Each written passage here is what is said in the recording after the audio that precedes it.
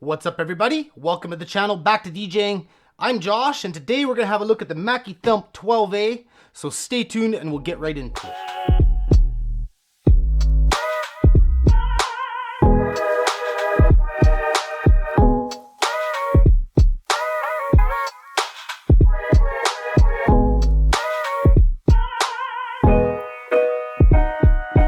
Alright, so the first thing we're going to do is have a look at some of the features of these powered speakers. Starting with the price, they go for $400 a piece on Amazon, Canadian. So probably more like $300 American, maybe somewhere around there. And I got them used, $500 for the pair, which I think is a great deal. They were in good shape when I picked them up, still are in good shape. And they have a polycarbonate case, which makes it pretty hard for them to not be in good shape because that's a really durable construction. You can scratch this and nobody's even gonna really notice it, unlike wood where you're gonna see the wood underneath. I'm not saying that that's the best way to go, polycarbonate, but as far as durability, really good that way. And along with that, that makes them really lightweight. And they've got 4 handles each. A lot of people only mention the 3 handles because they forget about the one that's on the back at the bottom, right here. So in reality, they have 4 handles each.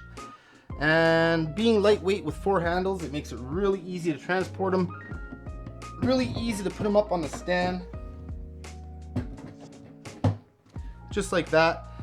It's not gonna break your back. If you're a new DJ just starting out and you're not used to all the loading in and loading out, and maybe you don't have a proper cart yet, definitely the lightweight, durable construction is gonna help you out in that aspect as you get used to loading in and out. As you can see, they point straight forward. There's no option to point them downwards. So if you're up on a stage, you're not gonna be able to point them down towards the crowd. So that's one drawback. Some speakers, they have another slot in the bottom or an adjustable slot that you can tilt the speakers forward to direct the sound down towards the crowd. So that's one drawback, but at the price, you can't ask for everything. So let's take a look at the back. As you can see, they are CE and UL certified. They have 1/4 inch and XLR inputs, 2 of them, along with 2 gain controls, and then a mix out XLR with the main volume control. They also have kind of a quick preset EQ setup, so all you gotta do is hit the button to choose between the presets, and that includes music, live, monitor, and sub. So music is when you're using the speaker by itself and you don't have a sub. It's gonna allow a lot of the bass frequencies to go through, whereas live and monitor, it's gonna cut the bass a little bit. And then for sub, it's gonna cut the bass a lot. That way it's not doing a whole lot of heavy lifting. You're gonna let your subs do the heavy lifting while they take care of the mids and highs. That'll make it so you can get a little bit more out of them without pushing them too hard. They've also got a limit light and a button to control the light on the front of the speaker down here, so you can turn that on or off. And as you can see, it's got a 12-inch paper woofer with a dual surround and your normal horn tweeter. It's not the biggest waveguide, and that does affect the sound quality somewhat. Speakers with a larger waveguide throw the high end a little bit better, but we'll talk a little bit more about the sound quality in a few minutes. So next I'm gonna do a little bit of a sound test for you, but I want you to keep in mind that that's not really a fair thing to do for the speaker or for Mackie, because through the internet, through compression on YouTube and my external mic here, that's not really fair to judge them by what you hear from this test. So basically this is just going to be to show you how the preset EQ works. I'm going to show you the difference between music, live, monitor, and sub settings, just so you can get an idea of how that affects the sound coming out of these speakers. So keep in mind, it's not an actual sound test. I would not be able to do a fair, proper sound test for you guys, so I don't want to go that route. So just take this as just a sample of how the EQ works, and I'll be right back once I get set up. All right, here I am all set up, ready to go. I got my DDJ-RR. I actually started with my DDJ-RB, and I hooked it up, and it only has RCAs, and I hooked it up direct without a mixer, and I didn't like the sound quality, so I switched it all over to my DDJ-RR using my XLR outs, XLR inputs, and so we got some good sound quality here now. So I'm gonna do a little sound test for you. I'm gonna cycle through each of the EQ presets, and as I do so, I'll I'll note the preset on the screen for you so you know what preset it's in, because you're not going to be able to hear me. Remember to keep in mind that this is just to show you the presets. This isn't really an actual sound quality test for you, because that's just really hard to do over YouTube. So here we go.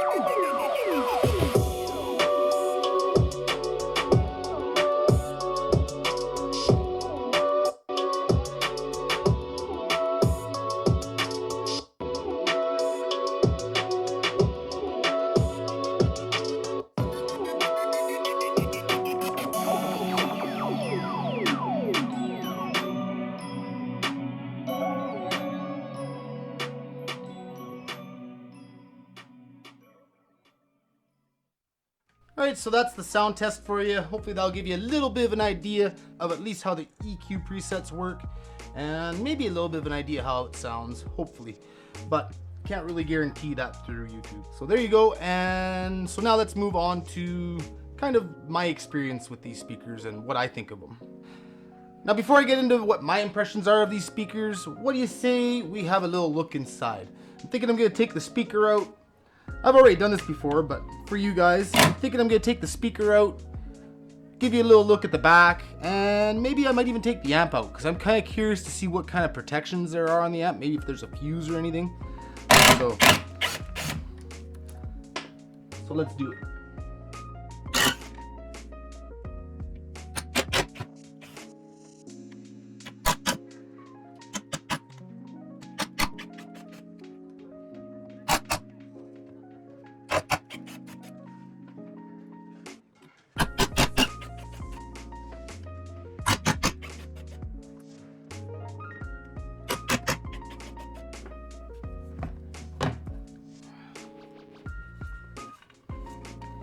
Okay, we got spade connectors inside. See if I can get them undone without wrecking it. Otherwise, I'm not sure here if I'll be able to. Be right back. I'm gonna go get something to give that a little poke to see if I can release the spade. First, I'm just gonna hang the sub back up so it doesn't get damaged.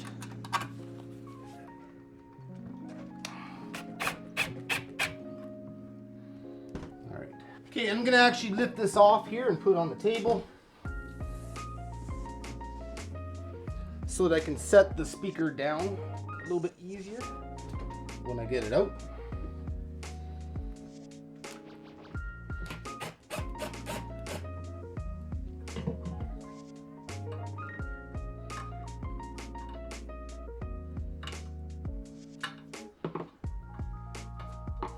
There we go.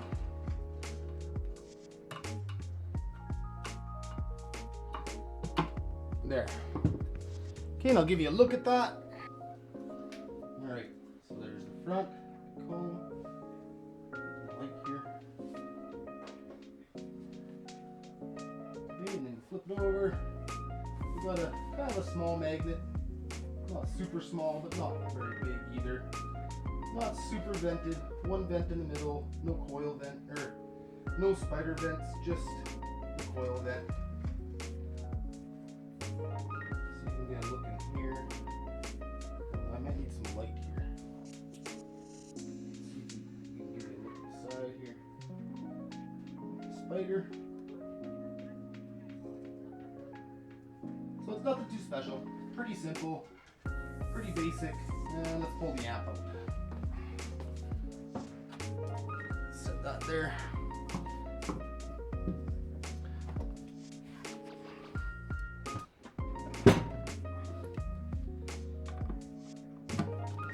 Now there's no fuse holder on the outside of this amp. Usually you have a fuse holder somewhere around the IEC connection or the on-off switch. And these speakers do not have any kind of a fuse holder So I'm wondering what kind of protection they might have on the inside. So that's why I'm kind of curious to pull the amp out. I've had the speaker out already, but I never went into the back, so this will be for both of us.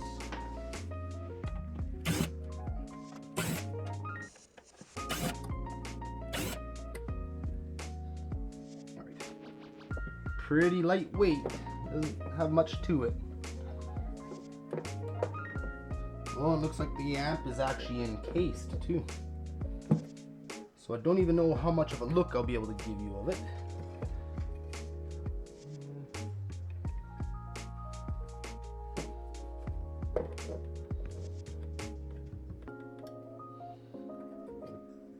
Yeah, you can't even, it's got little tabs you have to bend to pull it apart.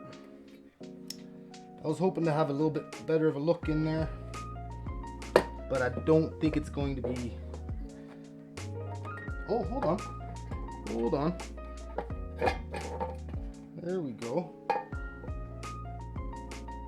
Ah! Alright. So I see there is a fuse. I want to be careful because this thing's pretty sharp. I don't want to cut any wires with it or damage anything. Let's see.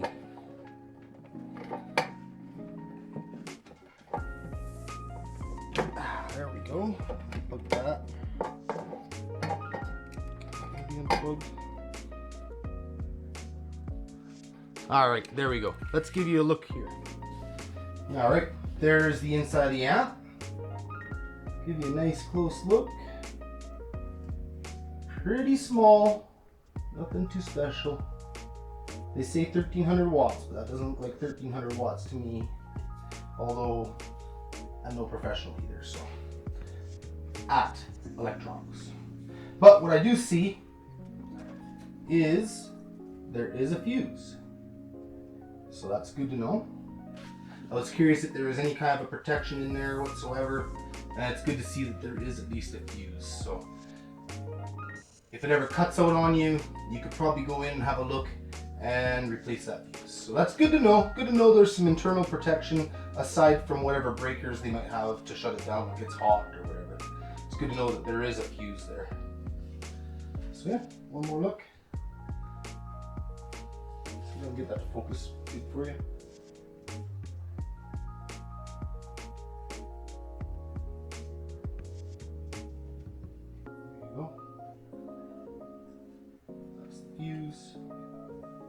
Okay. I'm not gonna put that together right now. We'll just move on with the review. All right, so as you can see, I lied a little. I ended up putting it back together off camera. I just don't like to leave things apart like that. So I figured it'd be good to have them together for the rest of the video. So my experience, what I think of these speakers. First of all, the Mackie Thump 12A, it also comes in the 15A. They're quite loud and bassy, but they are still a 12-inch woofer. So I recommend these for house parties or small venues, maybe up to 100 people. If you're not too worried about having really hard-hitting bass, then they could do up to probably about 100 people, or for maybe small corporate events and things like that. Maybe small time weddings, especially these days going through COVID, they'd be good for a lot of events right now, for anybody who does happen to be doing any events. But for larger events, or if you want that bass, I definitely would go for the 15-inch model, at least for anything over 100 people or medium to large venues, or do like I did and get a good pair of subs to go with them. I've got a couple EV subs that are pretty decent, and that makes it so these don't have to work as hard. You can, like I say, you can put them on sub mode, which kills the low end, and then you can push them pretty good. And I've done one venue so far with them, that roller skate gig, if you've seen it. I have a gig log on it. I'll put it in the card up there, so check that out if you want. At that gig, I was easily, with my subs of course, but I was easily able to way outpower the venue, way outpower, like I didn't have many people there, but I've never been able to get these things to clip. I've never been able, I haven't even seen that light come on. And for me, that's a little bit scary because I feel like I've had them cranked pretty good, like to the point where I'm cringing. I don't want to turn it up anymore. and that clip light just refuses to come on. So I don't know if there's something wrong with it, or if they're just a little bit more powerful than what I feel like I want to push them. But either way, like they put out. I just wouldn't expect a ton of bass from them. So if you want some better bass, go with the 15s. If you're gonna do larger gigs, go with the 15s. If you're gonna pair them with a sub or stick to house parties, then you could probably go with these just fine. And if you go with these and you decide to upgrade later to say a 15-inch or to like a better model or something, maybe a JBL or whatever, or EV, then these are a good size to use for ceremony or cocktail afterwards when you upgrade. So it's not like you'll be wasting your money. They're still going to be really useful after the fact. They could be extra fill when you upgrade as well. So I think to get a DJ started, that they're a pretty good buy. But definitely go with the 15s if you're not going to get subs or if you're going to do larger venues. I find them a little bit muddy at the lower volumes. It's like you have to kind of crank them up a little bit for the highs to start to kick in.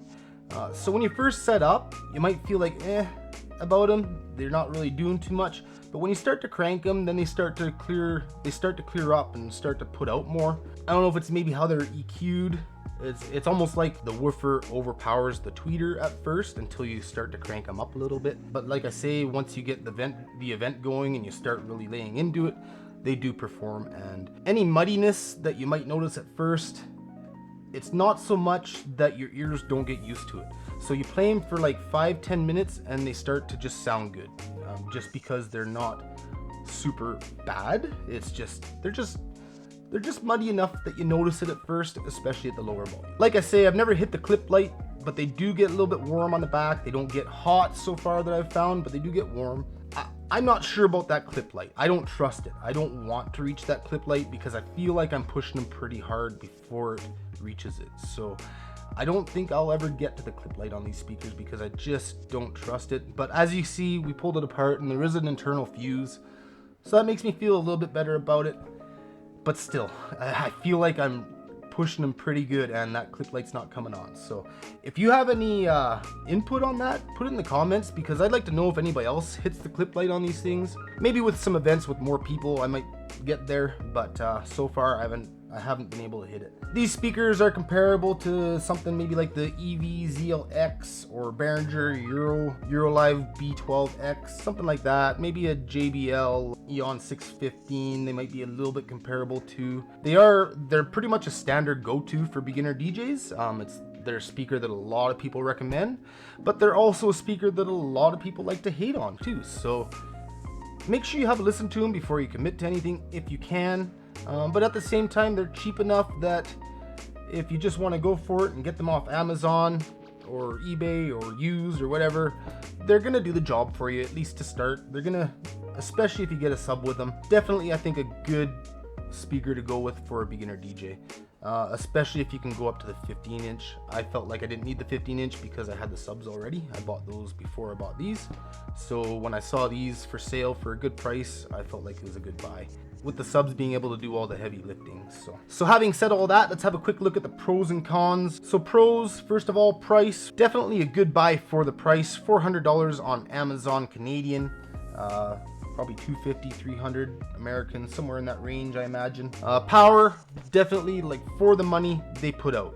They put out a lot of power. Like I said, I haven't been able to hit the clip light and I'm cringing. Like, they're freaking loud. You can feel it in your chest when you're standing in front of them. Not the cleanest sound in the world, but they definitely put out enough, especially if they're paired with a sub. Reputation, they got a pretty decent reputation, Mac. A lot of people recommend them for beginner DJs, but then there's also people that don't like them, of course. They've got a clean, professional look, nice and lightweight, easy to put up on the stands. Lots of handles, 4 handles, good inputs, good control over the levels, and a durable finish. As far as cons, a little bit muddy in the lower volumes, minimal protection, so you want to be careful that you're not pushing them too hard. I like to feel them. I like to go a little bit by temperature. If they're heating up, then I feel like I'm pushing them a little bit too hard, so I'll back out of it a little bit. No bells and whistles, no digital display, and the 12As alone aren't gonna do huge venues like 200 people. Is gonna be pretty tough to do with just the 12s alone. More bodies eat up more bass, so you're gonna have to add subs if you go anything over 100 people or go for the 15s. And even if you go for the 15s, I would almost say just stick with the 12s and add subs as soon as you can, because if you go for the 15s, you're gonna end up having to add subs anyways at some point if you do some larger gigs. So, and in that case, I think the 12s are enough. I don't think you need the 15s if you're adding subs, because they're not trying to put out any bass, and to me it's actually a little bit crispier if you go with the 12s over the 15s. I think that makes it a little bit crispier. Let the subs do the heavy work and just let them put out all the mids and highs, you know? So in conclusion, I absolutely recommend Mackie PA speakers for a beginner DJ. You just got to decide which ones you need. So the 12s or the 15s, depending on what you plan on doing. So definitely a good buy, I think, as long as you pick the right one. So there you have it. If you got some value out of this video, make sure you hit the like and subscribe. And how about I leave you with a little bit of B-roll.